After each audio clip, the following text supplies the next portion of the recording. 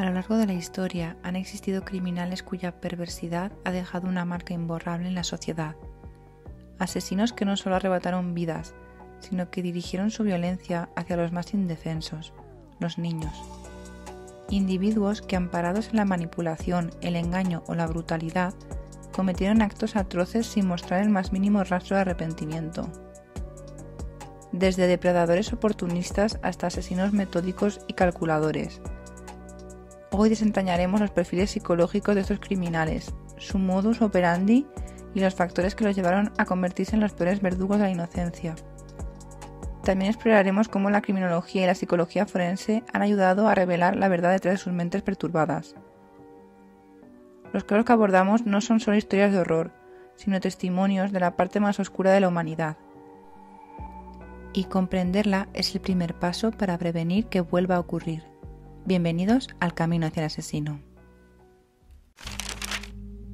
Albert Fish, el monstruo detrás del hombre. Nueva York, principios del siglo XX, en una época donde la confianza aún dominaba la sociedad. Los niños jugaban en las calles sin temor y las familias no imaginaban que el peligro podría acechar tras una sonrisa amable. Albert Fish era un anciano de aspecto frágil y modales refinados.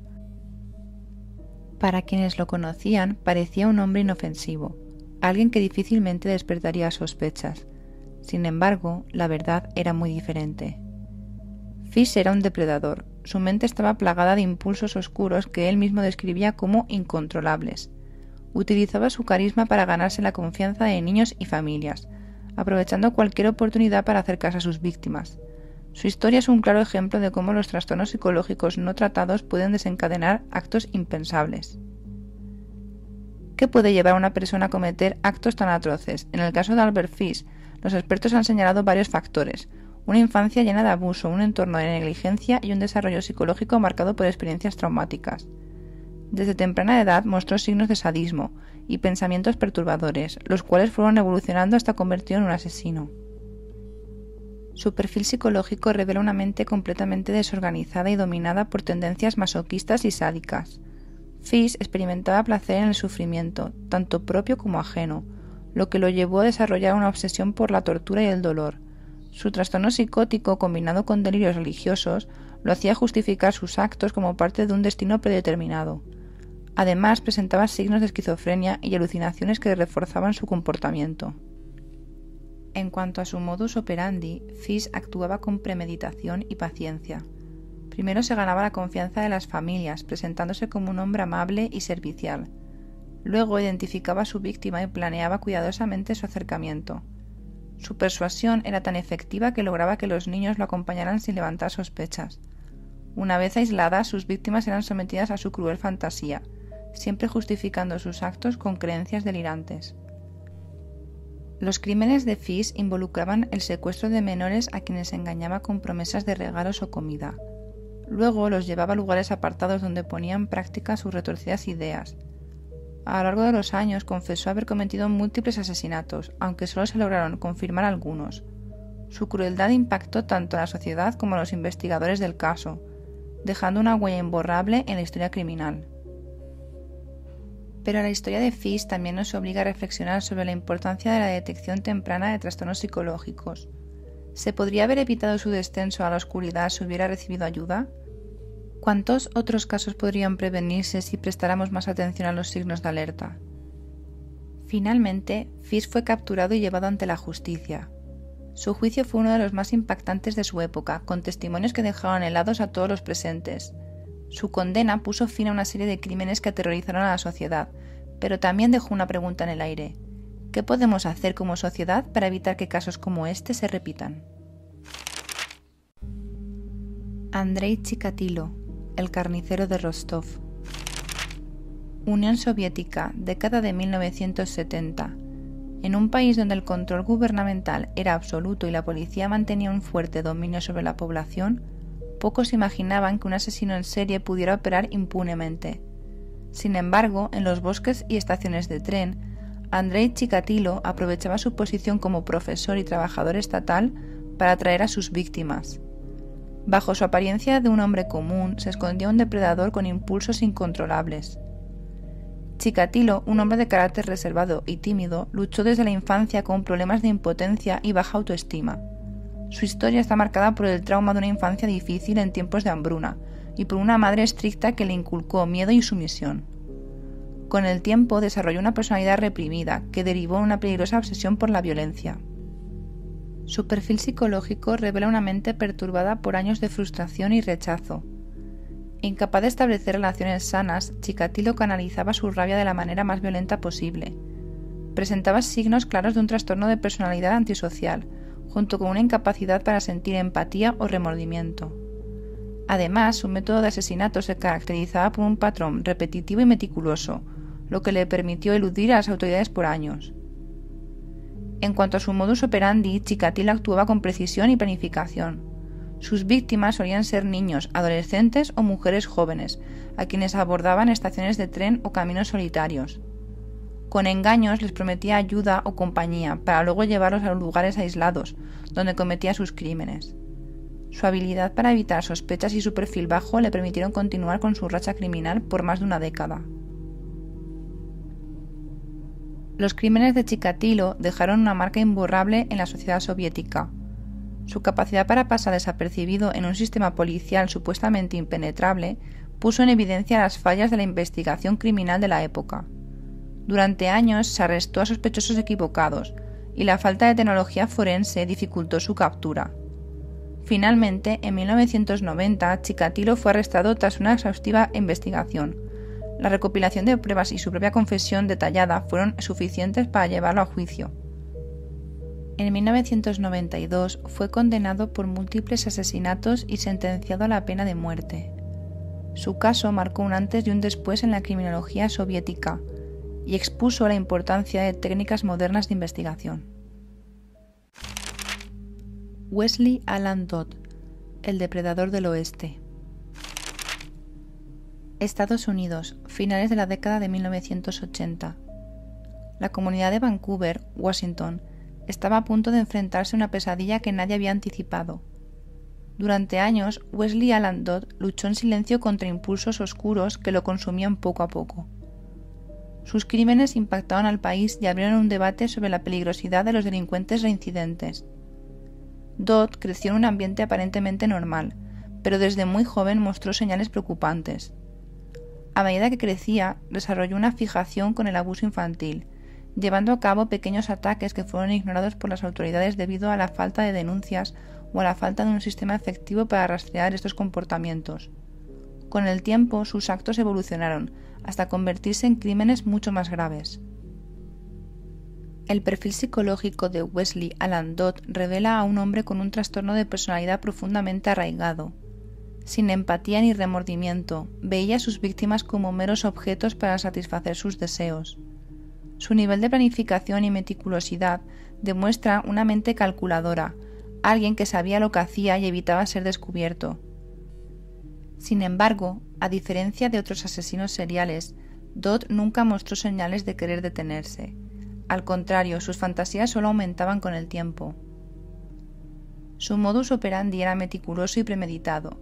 Se acercaba a parques y áreas recreativas donde observaba a las potenciales víctimas, asegurándose de elegir niños vulnerables y solitarios. Con engaños y promesas lograba llevarlos a lugares apartados, donde finalmente cometía sus crímenes. Su capacidad para camuflarse en la sociedad lo hizo pasar desapercibido, por más tiempo del que debería haber sido posible. A diferencia de otros asesinos que operaron durante años sin ser atrapados, la caída de Dodd fue rápida. En 1989, tras cometer uno de sus crímenes, cometió un error que permitió a la policía rastrearlo hasta su apartamento, donde encontraron pruebas contundentes que lo vincularon con varios casos previos. Su arresto reveló un diario escalofriante donde detallaba sus acciones y sus planes futuros, incluyendo su deseo de continuar con sus crímenes de manera aún más brutal. Su juicio fue breve pero impactante. Dodd no mostró arrepentimiento y admitió sus crímenes sin titubear. Fue condenado a la pena de muerte y ejecutado en 1993, convirtiéndose en uno de los primeros criminales en ser ejecutado por ahorcamiento en décadas en los Estados Unidos. Manuel Delgado Villegas, el monstruo de Elche. España, década de 1960. Durante años, una serie de crímenes sin resolver se extendieron por diferentes regiones del país. Las víctimas eran en su mayoría niños y jóvenes indefensos, y la brutalidad de los asesinatos desconcertaba a las autoridades. Manuel Delgado Villegas, un hombre con un historial de violencia y problemas psiquiátricos, resultó ser el responsable de una ola de crímenes que se extendió por toda España y otros países europeos. Desde temprana edad, Delgado Villegas mostró signos de comportamiento agresivo y una completa falta de empatía.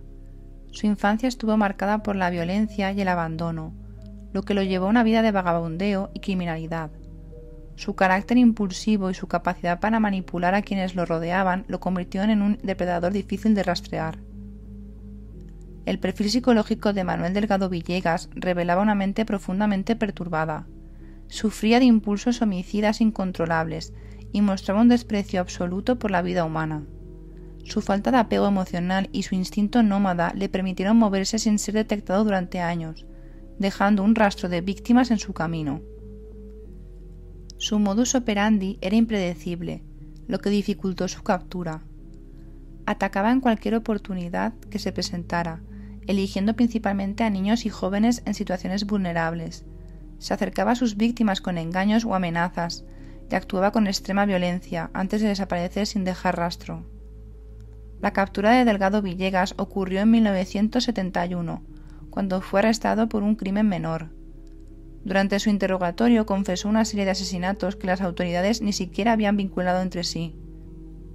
Fue declarado inimputable debido a su diagnóstico de trastorno mental severo y pasó el resto de su vida internado en un hospital psiquiátrico, donde murió en 1998. Enriqueta Martí, la vampira del Raval. Barcelona, inicios del siglo XX. En los barrios más empobrecidos de la ciudad, los niños desaparecían sin dejar rastro. Durante años, las autoridades no lograban conectar los casos, hasta que un error llevó a la policía a descubrir una verdad escalofriante. En el centro de la pesadilla estaba Enriqueta Martí, una mujer que durante el día se presentaba como curandera y benefactora de niños necesitados, pero que en la oscuridad escondía un secreto aterrador. Nacida en 1868, Enriqueta Martí creció en un ambiente de extrema pobreza. Desde joven mostró tendencias manipuladoras y una inquietante obsesión con la brujería y los remedios caseros. Utilizó su imagen de sanadora para acercarse a los sectores más desfavorecidos y así ganarse la confianza de aquellos a quienes luego traicionaría. El perfil psicológico de Enriqueta Martí revelaba una mujer profundamente narcisista y carente de empatía. Se movía con habilidad entre los círculos sociales más bajos y las clases altas de Barcelona, ofreciendo pociones supuestamente milagrosas elaboradas con ingredientes macabros.